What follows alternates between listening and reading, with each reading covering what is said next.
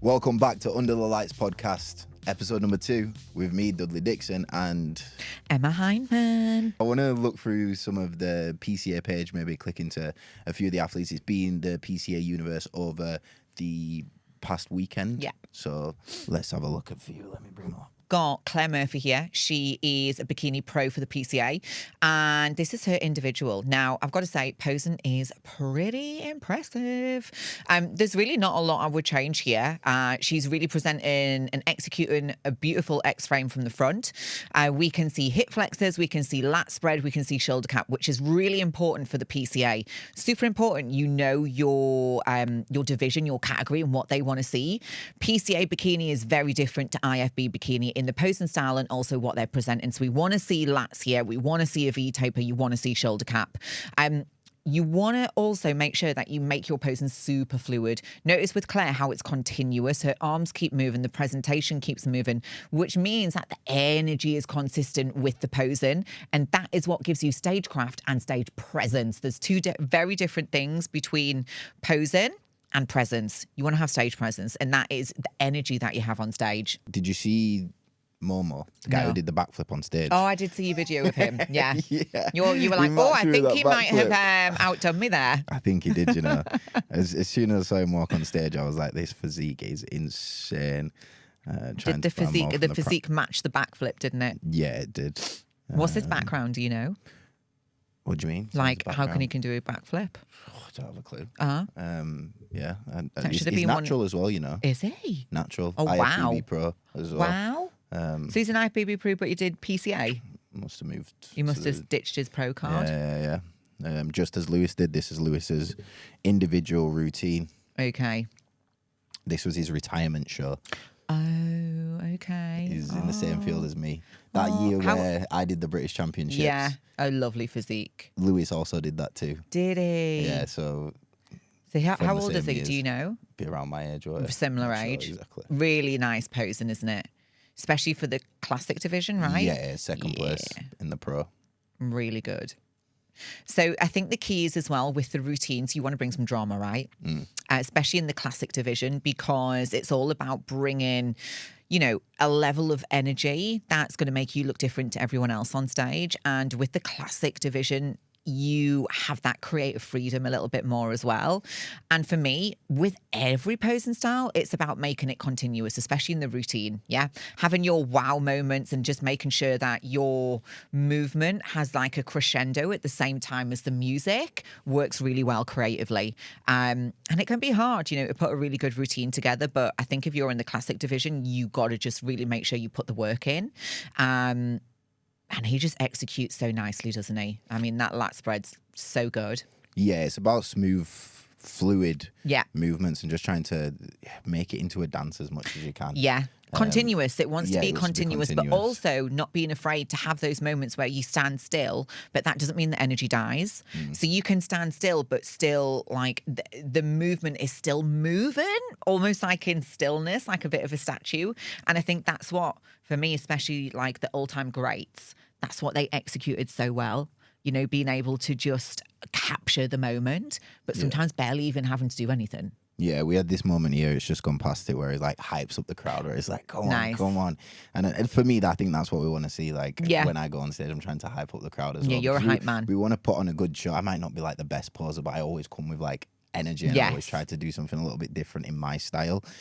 So yeah, you don't have to be the best poser at times, but I think if you come on with energy, presence and aura, it also adds a lot to the posing routine. Because if you think about it as well, how many routines do you see in one day? And it's like, I've been and watched bodybuilding shows where I've just been like, routines are on, I'm off to, go and get a drink or grab something to eat. But you want to be that one athlete that stops the room. And my final routine that I ever did was for PCA. It was when I got my pro card at another body power show. And it was probably the best routine I ever did today. And so many people contacted me afterwards and said you could literally hear a pin drop in the room because everyone was engaged and watching on stage. And you want to be able to do that. And I think that's what gives you that wow factor as well. It just adds to your whole essence as an athlete, as a performer, as a bodybuilder. 100%. So let's move it on from here and just talk about business real quick, because you've got multiple. You've got your Pilates one, you've got multiple gyms. I've got physique coach, identity method, and we've just made it work. Yeah. And not had to have a 9-to-5 job. Yeah, And I was think like, a lot of bodybuilders want that for their life. Yeah. So the first question is, how do you actually achieve that? If you were to give one sentence, like where does your focus need to be? What is the ultimate sentence? Oh, one sentence. Okay. Where focus goes, energy flows. Perfect. I think straight off the top of the dome, that would be it. No, I think, everything that I have and that I've business-wise have now has been like a really long journey. Like, I didn't just all of a sudden have multiple businesses, have a gym, have my own posing studio, have an academy. Like, this was like a long road. I remember being 30. I didn't drive, didn't have a car, lived in a shared house in Beeston, if you know Leeds. I've lived in Beeston before. Yeah. Had to do a time of my life there, and getting on buses, trains. Like, I was like coaching. I was PTing. I was doing dance jobs. I was doing everything, and I didn't have any money, didn't have any savings. But once I kind of found that one thing that I knew I really loved and wanted to do, and I kind of found my calling, my purpose almost, and it was definitely posing coaching. I just went 100% on it. And I think that's something that's really important as well. Initially, in order to get that really base structure of a business, is put 100% into it, all of your energy, and allow that to grow. And then once that business becomes, profitable, then you can save money and you can put that money into other areas. And I've done stuff that has worked and I've done stuff that hasn't worked, but you've also got to be prepared to take the leap, right? You got to spend money to make money. That's the thing that I say all the time. And it's annoying sometimes. And it's hard, right? Yes, some people have started with a lot of money. Like, what did Donald Trump get? My father gave me a small $1 million loan or whatever. And it's just a small $1 million. You've got to have money to make money. Yeah. And sometimes it's hard if you're coming from a place with having absolutely nothing. Then it's even harder road to make that first bit of money. But then once you make that first bit of money, then it's just about investing and going again and again. And you're going to have so many ups and downs, probably more downs than you'll have wins. I think I've had more downs than I can count wins, but those wins, when they do go, it knocks you up to that next level. But then you'll have downs to then trying the next level, and it's always wanting more and more. I was like, once I'm doing this, making this month, or month, I make this business work, I'll be fine, I'll be cool, I'll be able to chill out and not work as much. You hit that target. The level goes up. Now I want this. Yeah. And then now I want this. And I don't think it'll ever stop. And I think I've just had to realise that it'll never actually stop. And I think you've got to have a plan as well. Yeah. It's like, what's the end goal? I always say to somebody, chatting to my friends, or they might be saying, I don't know what I want to do, I'm a bit stuck, where am I going in life? What's the end goal? Like, what do you want to be doing? And then you need to reverse engineer how you're going to get there. So what are the steps? What are the micro steps? What's the daily minutiae that's going to get you from where you are now to where you want to be? And I think that is something that people don't do either. You've got to have a plan, right? I'm sure you've got a plan. What's your 5-year plan? What's your 10-year plan? You've got to have one, because otherwise, how do you know what direction you're going in? You're just idly trying to make it through the days, the weeks, the months, the years. And that's, I think, where people don't get to the end goal. So I think that's super important as well. And I think also, like, who you surround yourself with.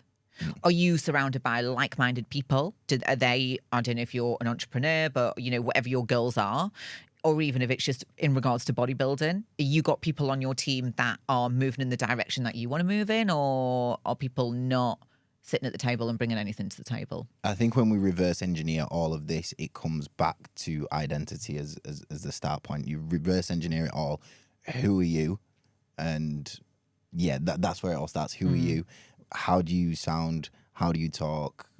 What are your core values, your beliefs? Like, once you build that full identity profile for yourself and go, right, this is me, then you move on to that next section of like, what can I achieve now that I know myself? Because a lot of people try to jump to straight to the money making, the sales, to all that stuff without understanding who they are and what they like actually want to do. So if you're first timers, if you're a coach, if you are into the business of bodybuilding, whatever, then stay tuned, because there will be more of these episodes. Catch you in a bit. Thanks, guys.